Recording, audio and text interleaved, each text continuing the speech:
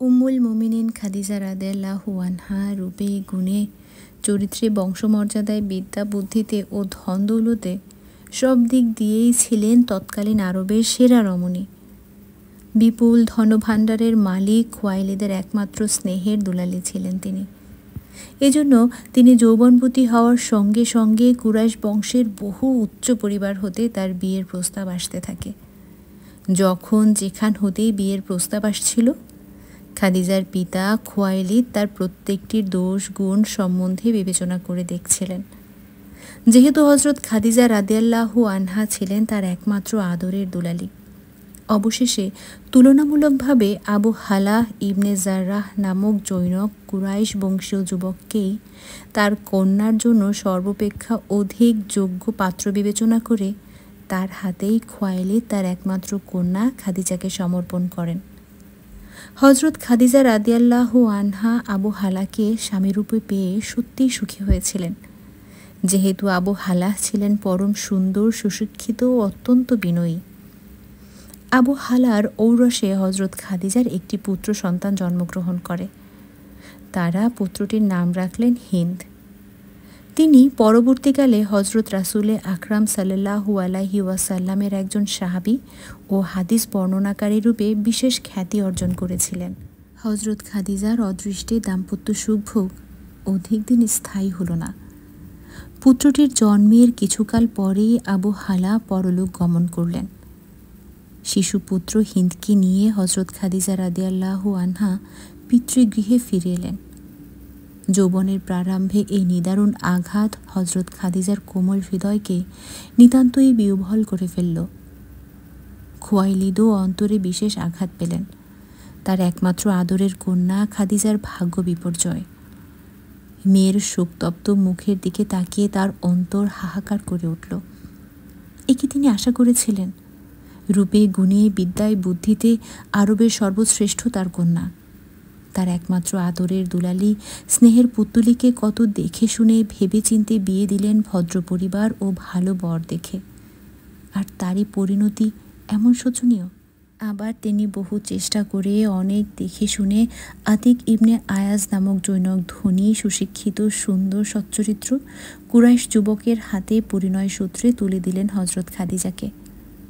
জীবনের প্রথম আঘাতটা অনেকটা ভুলে গেলেন হজরত খাদিজা তার দ্বিতীয় স্বামী আতিকের গৃহে এসে।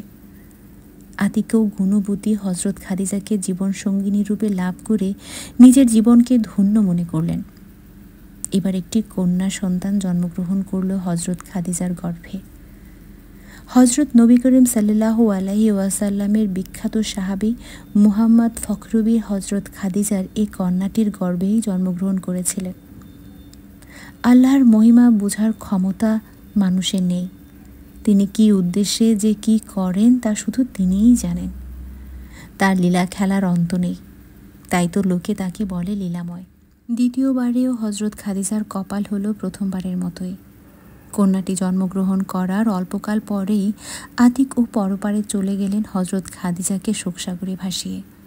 পূর্ণিমার চাঁদের মতো রূপবতী হজরত খাদিজা দু চোখের পানি মুছতে মুছতে পুনরায় চলে এলেন পিতৃগৃহে।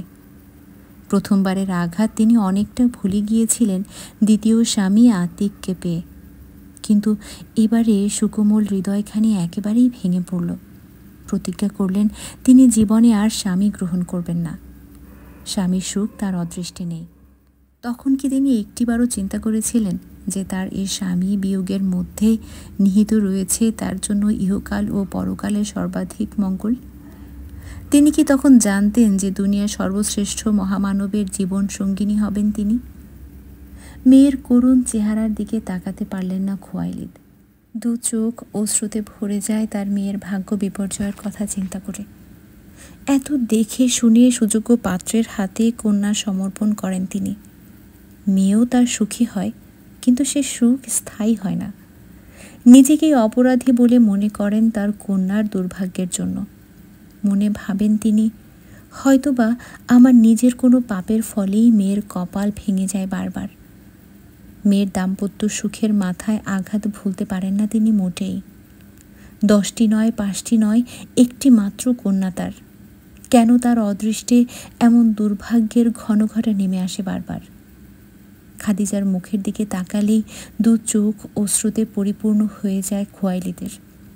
পূর্ণ যুবতী খাদিজা সবেমাত্র 2টি সন্তানের মাতা। কি করে তাকে এভাবে ঘরে রাখা যায়? আরবের সর্বশ্রেষ্ঠ ধনী, শিক্ষিত, সম্মানী ও উচ্চ বংশের লোক খোয়াইলিদ। তার একমাত্র আদরের দুলালি হজরত খাদিজা একদিকে রূপে, গুণে, শিক্ষা, দীক্ষায় সকলের সেরা, অপরদিকে খোয়াইলিদের মৃত্যুর পর খাদিজাই হবে তার পিতার বিশাল ঐশ্বর্যের একমাত্র উত্তরাধিকারী। এহেন যুবতীর পানি গ্রহণ করতে কার না স্বাদ হয়? আবার চতুর্দিক হতে অসংখ্য প্রস্তাব আসতে থাকে হজরত খাদিজার বিবাহের জন্য।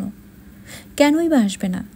হজরত খাদিজার মতো সুন্দরী, শিক্ষিতা, গুণবতী রমণী সারা আরবে আর যে একটিও খুঁজে পাওয়া যাবে বলে মনে হয় না। খোয়াইলিদ কন্যাকে ডেকে বলেন, মা, তোমার প্রতিজ্ঞা ভঙ্গ করো। তুমি রাজি হলে আবার আমি ভালো ঘর, ভালো বর দেখে তোমাকে বিয়ে দেই। হজরত খাদিজা রাদিয়াল্লাহু আনহা উত্তর করেন, না আব্বা, ওসব চেষ্টা আর করবেন না, কোনো প্রয়োজন নেই ওসবের। প্রতিজ্ঞা করেছি আমি আর স্বামী গ্রহণ করব না। একবার নয়, 2বার তো স্বামী গ্রহণ করলাম। স্বামীর সুখ আমার ভাগ্যে লেখা নেই হয়তো। অচল অটল থাকেন হজরত খাদিজা রাদিয়াল্লাহু আনহা আপন প্রতিজ্ঞায়। খোয়াইলিদ আর অধিক পীড়াপিড়ি করেন না মেয়েকে। কিন্তু ইতিমধ্যেই চরম দুর্ঘটনা ঘটে যায়। নতুন করে আরেকটি চরম বিপদ ঘটে গেল হজরত খাদিজা রাদিয়াল্লাহু আনহা এর জীবনে। মাত্র 2 দিনের অসুখে খোয়াইলিদ ইহলোক ত্যাগ করে চলে যান অনন্ত ধামে হজরত খাদিজাকে শোকসাগরে ভাসিয়ে। ভাগ্যের কি নির্মম পরিহাস! সবই আল্লাহর মহিমা। কোন উদ্দেশ্যে তিনি কি করেন তা শুধু তিনিই জানেন। মানুষের সাধ্য কি যে তার নিগূঢ় রহস্যের উদ্ঘাটন করে?